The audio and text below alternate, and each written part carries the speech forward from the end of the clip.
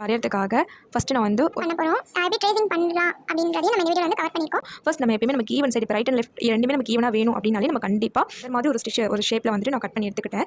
ஒரு சைடு நம்ம மார்க் பண்ணி கட் பண்ணி எடுத்துக்கலாம். இந்த மாதிரி ஹாஃப் சைடு நம்ம வந்து ஷீட்டை மடிச்சு ஒரு சைடு வரைஞ்சோம்னா இன்னொரு சைடு நமக்கு அதே அதோட அச்சு அப்படியே நமக்கு இருக்கும். அந்த மாதிரி நம்ம ஷேப் கட் பண்ணி எடுத்துக்கலாம் போகிறோம். ட்ரேசிங் பண்ண நான் எல்லோ கலர் அதாவது கோல்டு கலர் மாதிரி இருக்கும் அந்த கார்பன் ஷீட் எடுத்துருக்கேன். அதில் அதை வந்து கிளாத் மேலே வச்சு அது மேலே நம்ம ட்ரேசிங் பண்ணுற ஒயிட் ஷீட் வச்சுக்கிட்டாச்சு. இப்போ அந்த பேப்பர் மேலே நான் வந்து ட்ரா பண்ணிக்கிறேன் பாருங்கள்.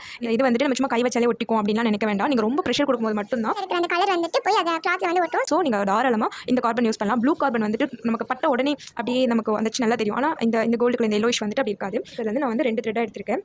இதுக்கு வந்துட்டு சில்க் த்ரெட் க்ரீனும் அண்ட் ப்ளூ இது 2 தான் யூஸ் பண்ணி நம்ம ஒர்க் பண்ண போகிறோம். ஃபர்ஸ்ட் நம்ம ஆஸ் யூஷுவல் ஒரு நாட் போட்டு விட்டாச்சு.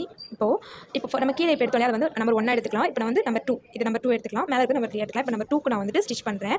பண்ணிவிட்டு இப்போ ஸ்ட்ரெயிட்டாக நான் வந்து நம்பர் 3க்கு எடுத்துகிட்டு போகிறேன். மேலே நம்பர் 3க்கு எடுத்துகிட்டு போயிட்டு அங்கே வந்து ஒரு ஸ்டிச் வந்து போட்டுக்கிறேன். இப்போ நம்பர் 3லேருந்து ஸ்ட்ரெயிட்டாக நான் என்ன பண்ணுறேன் நம்பர் 1க்கு எடுத்துகிட்டு வரேன். எடுத்துகிட்டு வரும்போது இது இப்படி தான் வந்துட்டு ஷார்ட் அவுட் ஆகும். அந்த மாதிரி வரப்போ இந்த ஃபெதர் நமக்கு ரொம்ப கிளியராக வரும். இப்போ நான் ஃபஸ்ட்டு நம்பர் 1ல போட்டேன் இல்லையா அந்த ஸ்டிச் பக்கத்துலேயே போடணும். கொஞ்சம் மேலே போடணும். உங்களுக்கு வந்து இது போட ரொம்ப கன்ஃபியூஸாக இருக்குது அப்படின்னா நீங்கள் என்ன பண்ணுங்கன்னா கீழே லாஸ்ட் இப்போ நம்பர் 1 சொன்னோம் இல்லையா அந்த இடத்துல 2 ஸ்டிச் பண்ணுவீங்க. அது வரும்போது உங்களுக்கு கன்ஃபியூஸாக இருந்தது அப்படின்னா அந்த லைனுக்கு மேலே ஒரு ஸ்டிச் அந்த லைனுக்கு கீழே ஒரு ஸ்டிச் ஃபாலோ பண்ணுங்கள். இப்போ நம்ம லைன் 2க்கு போட்டாச்சு.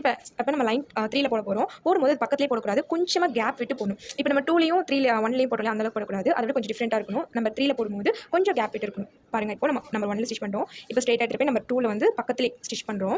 அந்த ஷேப் மேலேயே டபுள் த்ரெட். இப்போ அதை எடுத்துகிட்டு போயிட்டு நம்பர் 3 லேயர் நம்ம தான் சொன்னோம் இல்லையா முன்னாடி பிடிச்சிருக்கோம் 1 2 3 இப்போ 3ல வந்து ஸ்டிச் பண்ணும்போது கொஞ்சம் கேப் விட்டு நீங்கள் விட்டு கேப் வந்துட்டு நம்பர் 3 லைன் இருக்கு இல்லையா அதில் நீங்கள் கேப் விடும்போது ஈவனாக இருக்கணும் எல்லா கேப்புமே அந்த மாதிரி பார்த்துக்கோங்க. இப்போ மறுபடியும் நான் நம்பர் 1க்கு வந்துட்டேன். இப்போ அந்த லைனுக்கு மேலே ஒரு ஸ்டிச் அதுக்கு கீழே ஒரு ஸ்டிச். இப்போது மறுபடியும் நம்பர் 2க்கு ஒரு ஸ்டிச் அப்படியே அந்த லைனுக்கு கீழே ஸ்டிச். இந்த மாதிரி ஃபார்மேட்டில் நீங்கள் வந்து ஃபில் பண்ணிட்டே வந்தீங்கன்னா உங்களுக்கு ரொம்ப நீட்டாக வந்துட்டு ப்ரெசென்ட் பண்ணுற மாதிரி இருக்கும். இன்னொன்று என்ன அப்படின்னு பார்த்தீங்கன்னா உங்களுக்கு எப்பயுமே ஈவன் பார்ட் வேணும் அப்படின்னா நீங்கள் இந்த எண்டில் ஸ்டார்ட் பண்ணி அந்த எண்டில் வந்து முடிக்காதீங்க. நீங்கள் போகிற டிசைனை 2ஆக பிரிச்சுக்கோங்க. பிரிச்சுட்டு ஒன்று ரைட் ஹேண்ட் சைட் ஃபுல்லாக போடுங்க ஃபஸ்ட்டு, இல்லைனா லெஃப்ட் ஹேண்ட் சைட் ஃபுல்லாக போடுங்க. அந்த மாதிரி போடும்போது உங்களுக்கு ரெண்டுமே வந்து ஈவனாக வரும். ஒரு சைடு வந்துட்டு ஈவனாக அந்த மாதிரிலாம் வராது. பாருங்கள் இப்போ இந்த ஷேப்பையுமே எப்படி கவர் பண்ணுறேன்னு பாருங்கள். ஏன்னா நம்ம கீழே லைன் போட்டு பண்ணி ஸ்டிச் அந்த லைன் போடுறதுனால நமக்கு வந்துட்டு எவ்வளோ கரெக்டாக வந்து போடுறதுக்கு ஸ்டிச் போட வந்து எவ்வளோ கம்ஃபர்ட்டாக இருக்குன்னு பாருங்கள். இப்போ க்ரீனில் வந்து சில்க் த்ரெட்ல நம்ம எப்படி கவர் பண்ணிட்டோம்.